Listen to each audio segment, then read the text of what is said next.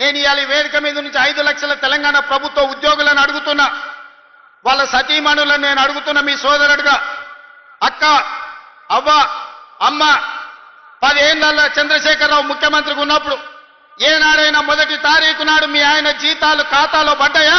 నెల జీతం మొదటి తారీఖు నాడు వస్తే వచ్చే ఎన్నికల్లో నాకు ఓటెయ్యకండి. నేను తెలంగాణ రాష్ట్ర ప్రభుత్వానికి ముఖ్యమంత్రిగా బాధ్యత చేపట్టినాక ఈ 5 లక్షల ప్రభుత్వ ఉద్యోగస్తులకు మొదటి తారీఖు నాడే మొత్తం జీతం మీ ఖాతాలో వేస్తే మీరు అండగా నిలబడండి, ప్రజా ప్రభుత్వాన్ని ఆశీర్వదించండి.